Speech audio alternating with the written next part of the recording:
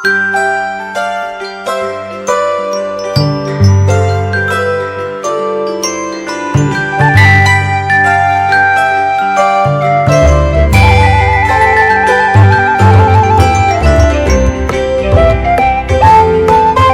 sejahtera dan semangat pagi untuk kita semua. Bertemu kembali dalam program Morning Call GPIB.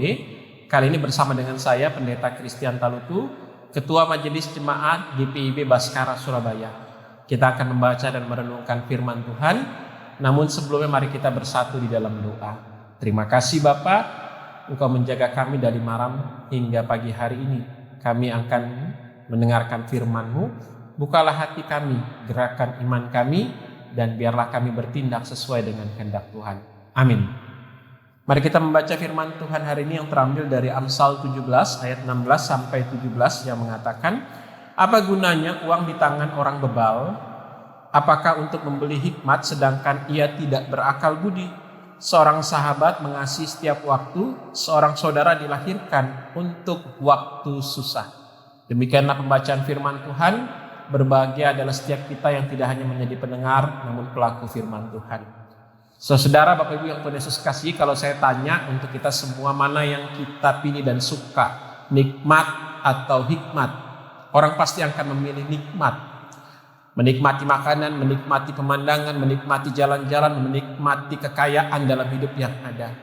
Nikmat itu bicara tentang bagaimana orang membahagiakan diri. Sedangkan hikmat itu bicara bagaimana orang membuka diri dalam kehidupan yang ada. Penulis Amsal dalam pembacaan hari ini mau katakan buat kita semua di ayat yang ke-16. Apa gunanya uang di tangan orang bebal? Apakah untuk membeli hikmat sedangkan ia tidak berakal budi? Nikmat bisa dibeli dengan uang, dengan kekayaan yang ada, tetapi hikmat itu tidak bisa diganti dengan uang, kekayaan, pendidikan tinggi. Karena hikmat dia bicara tentang membuka diri, membuka hati untuk mau diajar, untuk mau dibimbing sesuai dengan kehendak Tuhan. Dan pembacaan yang ada mau katakan bahwa untuk apa orang memiliki kekayaan, untuk apa orang memiliki kehormatan, tetapi hidupnya seperti orang bebal. Orang bebal itu bukan sekedar kurang pintar, tetapi orang bebal itu mereka yang keras hati, tidak mau belajar, tidak mau memperoleh didikan yang ada. Sehingga firman Tuhan mau katakan buat kita hari ini bahwa orang yang berhikmat adalah orang yang membuka hati dan dirinya. Sedangkan orang bodoh, orang yang hanya mementingkan nikmat, bagaimana caranya untuk membahagiakan diri. Penulis Amsal kemudian selanjutnya mau mengatakan bahwa bukan hanya membuka diri, tetapi orang juga diajak untuk membuka tangan. Sehingga di ayat yang ke-17, ciri bagaimana orang berhikmat ditandai dengan hal yang kedua. Seorang sahabat mengasihi setiap waktu, seorang saudara dilahirkan untuk waktu yang susah. Kita seringkali melihat bahwa ada begitu banyak justru seorang sahabat punya kedekatan yang lebih kuat dibandingkan dengan saudara. Tetapi penulis Amsal mau katakan bahwa mereka yang membuka tangan setidaknya melihat dua hal. Jadilah seperti sahabat yang hadir setiap saat, bahkan seperti saudara yang selalu membuka tangannya ketika keluarga dan saudaranya sedang memiliki kesusahan yang ada. Dan biarlah firman Tuhan hari ini bawa kita untuk melihat bahwa apa yang disampaikan oleh penulis Amsal, orang yang berhikmat adalah mereka yang boleh membuka hati dan diri. Yang kedua adalah mereka yang membuka tangannya untuk sesama dan saudaranya. Biarlah firman Tuhan pagi hari ini membawa kita untuk mengoreksi diri. Kalau seandainya kita belum melakukan ini, berarti kita perlu belajar untuk semakin membuka diri sekaligus membuka tangan untuk menjadi pribadi yang berhikmat.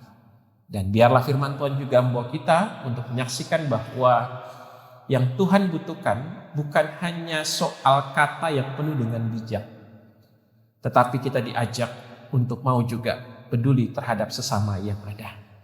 Saya mau menutup dengan sebuah pantun yang ada, yang sudah saya persiapkan, yang pantunnya bunyinya begini. Lihat petani semangat membajak, berharap nanti harga padi melonjak.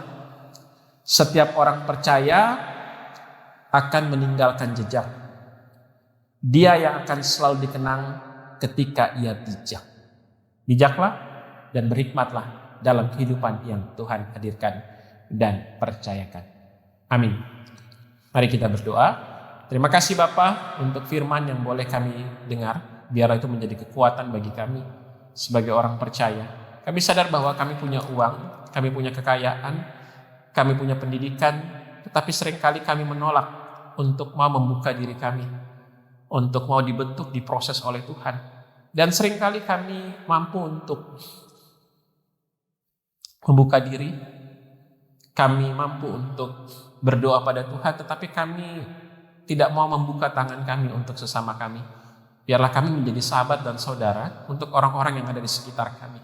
Terima kasih Bapak, biarlah Engkau memberkati untuk Majelis Sinode GPIB dalam penata layanan yang ada dengan segala hal yang boleh dilakukan, segala proses dinamika yang boleh terjadi, dan Tuhan memberkati seluruh fungsionaris Majelis Sinode, bahkan seluruh jemaat-Mu yang saat ini Tuhan dalam kelemahan tubuh, sakit yang ada, bahkan mereka yang saat ini menanti untuk memiliki keturunan, memiliki pekerjaan, bahkan setiap orang-orang tua yang menyaksikan program Morning Call saat ini, mereka yang mungkin sudah lama mengalami sakit, menjalani proses check up setiap saat, dan mereka punya harapan bahwa mereka boleh ada dalam penyertaan dan perlindungan Tuhan, tetap menjadi teladan iman yang baik di tengah-tengah kehidupan anak, mantu, dan cucu, maupun juga di tengah-tengah persekutuan yang Tuhan percayakan. Terima kasih Bapa.